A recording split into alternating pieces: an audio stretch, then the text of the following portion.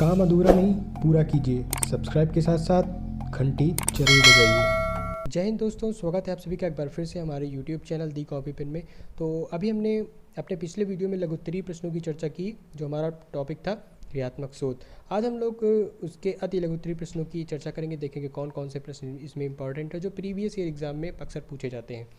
तो क्रियात्मक शोध का मूल मंत्र क्या है? तो क्रियात्मक शोध के अंतर्गत समस्या का तात्कालिक समाधान किया जाता है और इस कारण से इसकी व्यवहारिकता अधिक होती है। क्रियात्मक शोध का अर्थ बताइए।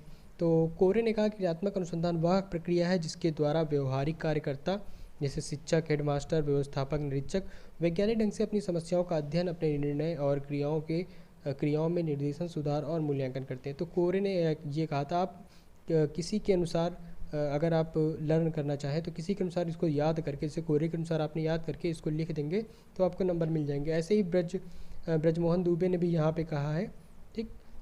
तो और कामता प्रसाद पांडे 1965 में शिक्षा में क्रियात्मक अनुसंधान, इन्होंने क्या लिखी, बुक लिखी थी। और इन्होंने भी कहा था कि शिक्षा संस्थानों और शैक्षणिक अनुसंधानकर्ताओं के बीच एक ऐसी खाई सी बन गई है जिसे पाठना प्रजातंत्र की रक्षा है तो नितांत आवश्यक बन गया है। प्रजातंत्रात्मक राष्ट्र के विद्यालयों में सतत विकासशील बनाए रखकर ही प्रजातंत्र को जीवित रखा जा सकता है। इसके लिए विद्यालयों के प्रधानाचार्यों, व्यवस्थापकों और अध्यापकों तथा निरीक्षकों को चाहिए कि वे अपनी जिम्मेदारियों को वैज्ञानिक दृष्टि से समझने की चेष्टा करें। वे अपने शैक्षणिक समस्याओं का हल स्वयं ढूंढें तथा सदैव इस बात का प्रयत्न करें कि विद्यालय निरंतर प्रगति के नवीन मार्ग चिन्हों का सृजन करें। शिक्षा में क्रियात्मक अनुसंधान इसी तथ्य की पुष्टि हेतु विकसित हुआ है। जब शिक्षक अपनी कक्षागत समस्याओं को स्वयं वैज्ञानिक ढंग से हल करता है तो वह क्रियात्मक अनुसंधान होता है, ठीक। तो ऐसे ही आगे हमारा जो अगला प्रश्न है कि वो है कि शिक्षा के क्षेत्र में क्रियात्मक अनुसंधान की आवश्यकता क्या है। तो देखेंगे कि शिक्षा के क्षेत्र में कार्य करने वाला प्रत्येक शिक्षक एवं अधिकारी अपनी समस्याओं का सरल और सही समाधान खोज सके, पाठ्यक्रम को छात्रों की आवश्यकताओं एवं परिस्थितियों के अनुरूप बदला जा सके, शिक्षण विधियों में उचित परिवर्तन लाया जा सके, कम समय में ही समस्याओं को शीघ्रता एवं सरलता से सुलझाया जा सके, शिक्षा के से संबंधित दैनिक समस्याओं का सही हल खोजा जा सके, शिक्षण में व्यवहारिकता लाई जा सके, ठीक। ऐसा ही आगे है कि क्रियात्मक शोध तात्कालिक समस्याओं को हल करने में सहायक कैसे।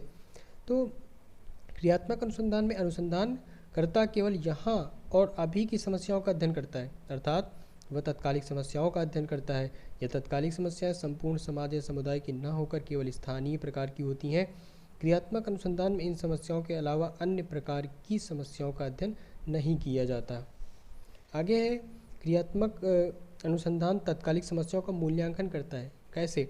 तो क्रियात्मक अनुसंधान के द्वारा तात्कालिक समस्याओं का मूल्यांकन किया जाता है, अर्थात इन अनुसंधान के द्वारा तात्कालिक समस्याओं के संबंध में संपूर्ण जानकारी एकत्र की जाती है जिससे समस्या के कारणों आदि की संपूर्ण जानकारी प्राप्त हो सके।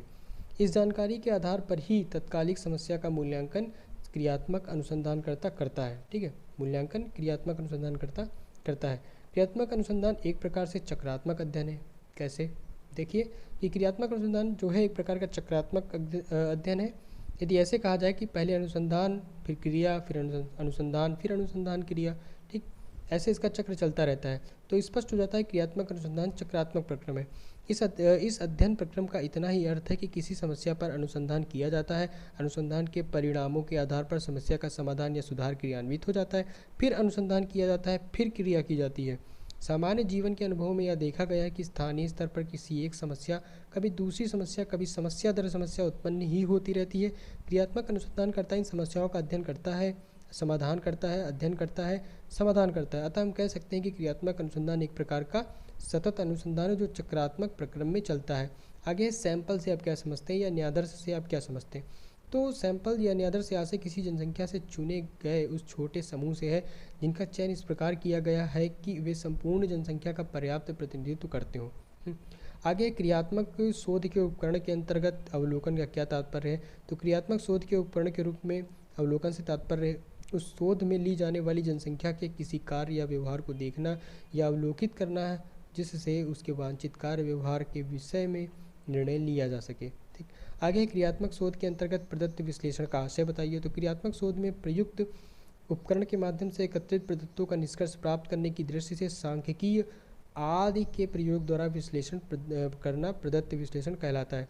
ऐसे ही शून्य परिकल्पना का अर्थ समझाइए। तो शून्य परिकल्पना एक प्रकार से नकारात्मक परिकल्पना होती है, जिससे यह मानकर चलते हैं कि दो चरों में कोई संबंध नहीं है अथवा दो समूहों में किसी विशेष चर के आधार पर कोई अंतर नहीं है। ठीक, आगे क्रियात्मक शोध की दो विशेषताएं बताइए।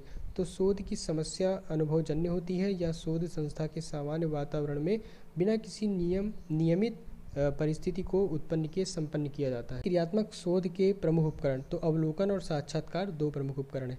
क्रियात्मक शोध को स्पष्ट करिए। क्रियात्मक शोध का एक व्यवहारिक रूप होता है जिसमें विद्यालय से संबंधित लोगों द्वारा अनुभव की जाने वाली समस्याओं के वैज्ञानिक ढंग से हल करने का प्रयास खुद उनके द्वारा किया जाता है। और परिकल्पना से आपका क्या आशय है? क्रियात्मक शोध की विशिष्ट समस्या का प्रस्तावित उत्तर परिकल्पना है। तो इसी के साथ जो हमारे महत्वपूर्ण अति लघु उत्तरीय प्रश्न थे क्रियात्मक शोध लेसन के, यहीं पे समाप्त होते हैं। और इस वीडियो को अपने दोस्तों तक पहुंचाइए और चैनल को सब्सक्राइब करवाइए और खुद भी करिए। और वीडियो में तक बने रहने के लिए आपका बहुत बहुत धन्यवाद।